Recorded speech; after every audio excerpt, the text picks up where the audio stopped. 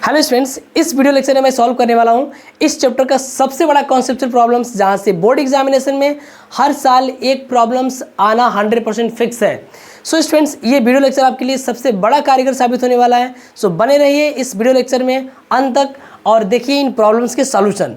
So students, अगर मैं बातें करूँ इस फर्स्ट प्रॉब्लम्स की, तो यहाँ पे दे रखा है कि फाइंड द वैल्यू ऑफ के for which the given system of equation has infinite number of solution. तो अगर मैं बातें करूं कि अगर किसी सिस्टम ऑफ इक्वेशन के पास इनफाइनाइटली मेनी सॉल्यूशन होते हैं तो कंडीशंस क्या होती है मेरे प्यारे बच्चों। तो मैं सबसे पहले इस इक्वेशन को अगर लिखने का प्रयास करूं, है ना, तो आपके पास इक्वेशन दे रखे हैं जी। क्या दे रखा है? x plus k plus 1y is equal to right side में लिखा हुआ है 5 यहाँ पे, है ना।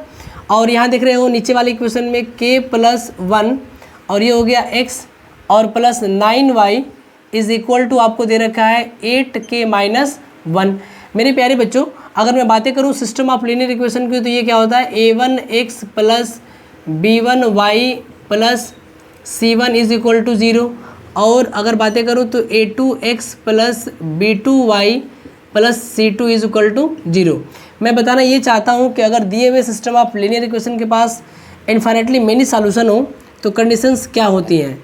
तो मैं यहाँ लिखता हूँ कि क्या दिया हुआ है कंडीशन यहाँ पे इनफाइनाइटली मेनी सॉल्यूशन।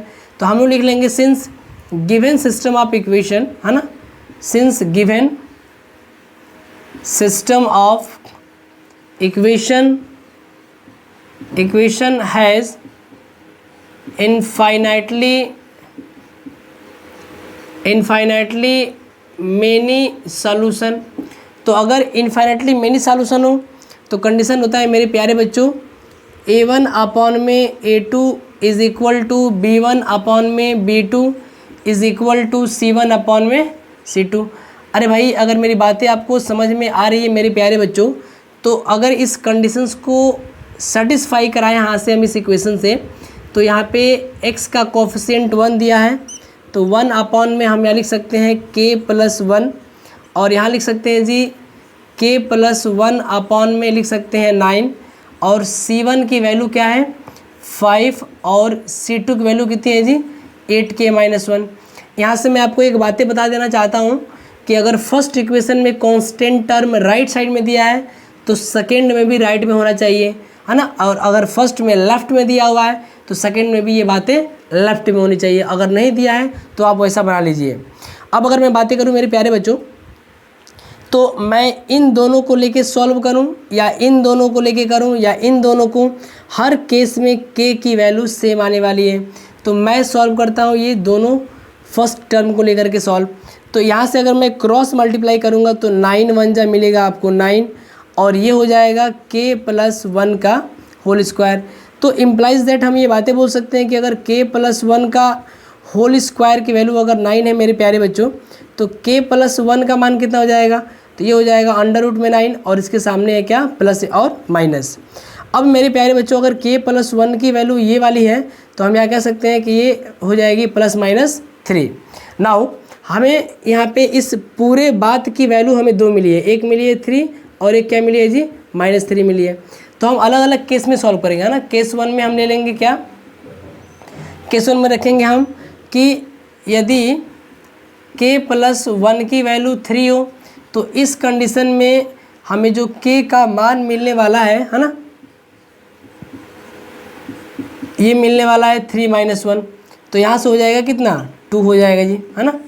और अगर केस 2 की बातें मैं करूँ मेरे प्यारे बच्चों, तो मैं लिख रहा हूँ कि यदि k प्लस 1 की वैल्यू माइनस 3 मैं रखूँ यहाँ से, तो इस कंडीशन में जो k की वैल्यू मिलने वाली है वो आपको मिलने वाली है -4। अब बातें ये आती हैं कि k के किस मान पे ये इक्वेशन इस कंडीशन को सेटिस्फाई करेगा, है ना। ये इक्वेशन इस कंडीशन को सेटिस्फाई करेगा। तो इसके लिए हम क्या करते हैं कि इस वैल्यू को रख के यहाँ पे चेक कर लेते हैं, है ना। तो अगर हम चेक करेंगे तो हमें क्या मिलेगा? अगर हम k का मान 2 रखते हैं यहाँ पे मेरे प्यारे बच्चों, है ना। चलो मैं यहाँ पे चेक कर लेता हूँ।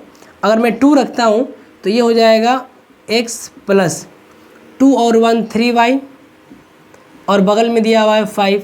यहाँ 2 प्लस 1 3x और प्लस ये तो 9y दिया ही है इक्वल टू 2 8 जा 16 में से 1 माइनस करो 15। तो देखो ये उस कंडीशन को क्या कर रहा है, 1/3 यहाँ पे हो गया, इसका भी हो जाएगा 1/3 और 5 3 15 ये भी हो जाएगा 1/3। तो आप देख रहे हो कि ये कंडीशन को फॉलो कर रहा है। कब? अगर हम k की वैल्यू 2 रख रहे हैं तब। अगर हमने k के जगह पे 2 लिखा तो ये इस कंडीशन को सेटिस्फाई कर रहा है। अगर हम k की जगह पे -4 लिखें मेरे प्यारे बच्चों, तो हम देखते हैं कंडीशन को क्या हो पा रही है। तो अगर हम यहाँ पे -4 लिखें तो ये हमको दिखेगा इक्वेशन x -4 और +1, -4 और +1 कितना हो जाएगा जी, -3y = 5। और अगर यहाँ पे रखेंगे -4 तो फिर वहाँ पर भी वही आएगा, -3x और +9y तो दिया ही है। यहाँ रखो -4, तो 4 8 जा 32 और ये तो -32 और -1 ये हो जाएगा -33। तो आप देख पा रहे हो यहाँ पे -1/3 आ रही है, यहाँ पर भी -1/3 आ रही है, लेकिन यहाँ पे देख रहे हो कि -5/33 आ रही है। तो ये दोनों तो बराबर है, लेकिन ये दोनों बराबर नहीं आ रहे हैं, है ना। तो ये x = 4 इस कंडीशन को सेटिस्फाई नहीं कर रहा है। तो जब नहीं कर रहा है तो हम बोल देंगे so the correct value of k is 2। तो हम लिख देंगे hence k = 2 is your answers. It means at k = 2 the given system of equation has infinitely many solution. So student, जहाँ तक हमें उम्मीद है कि ये न्यूमेरिकल्स आपको बेहतरीन तरीके से समझ में आ गए होंगे। अगर ये आ गया तो हम बातें करते हैं इस सेकेंड न्यूमेरिकल्स की, है ना। तो अगर मैं सेकेंड न्यूमेरिकल्स की बातें करूँ तो सबसे पहले आप इस वीडियो को पॉज करके इसे कॉपी कर लो, फिर मैं आता हूँ इस सेकेंड नंबर क्वेश्चंस के ऊपर। अगर मैं बातें करूँ मेरे प्यारे बच्चों, इस सेकेंड न्यूमेरिकल्स के अगर मैं बातें कर रहा हूँ तो सेकेंड न्यूमेरिकल्स में केसेस क्या दिए हैं एक बार ध्यान से ऑब्जर्व करो। सेकेंड न्यूमेरिकल्स में केसेस ये दिया हुआ है, कंडीशंस ये दी हुई है मेरे प्यारे बच्चों कि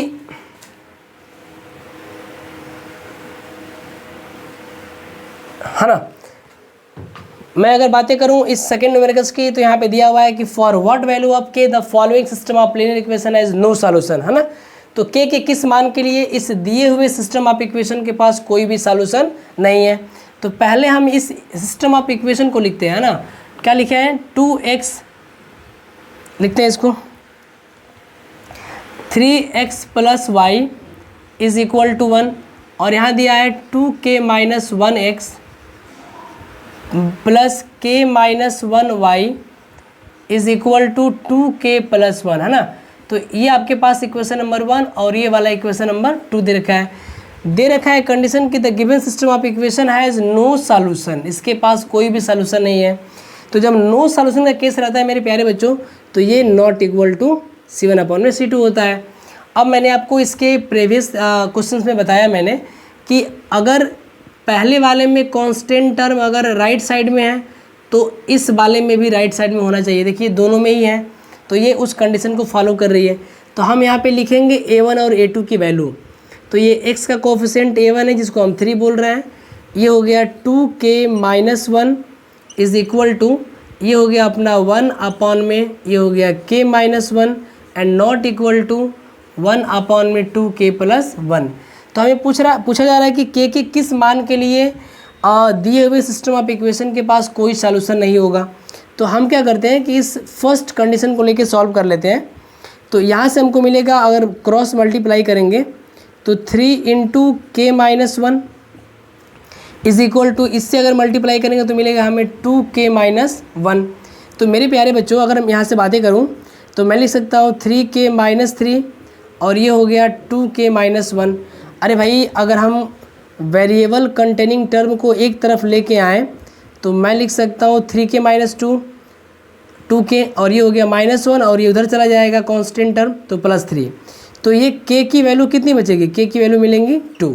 तो आप कह सकते हो कि at k = 2 the given system of equation has no solution. So जहाँ तक हमें उम्मीद है कि हमारे सारे बच्चों को ये कॉन्सेप्ट के बेसिस पे ये दोनों ही प्रॉब्लम्स अच्छे तरीके से समझ में आए होंगे। तो आपको मैं यही बोलूँगा मेरे प्यारे बच्चों कि आप सेम कॉन्सेप्ट बेसिस पे और भी प्रॉब्लम सॉल्व करिए। अगर किसी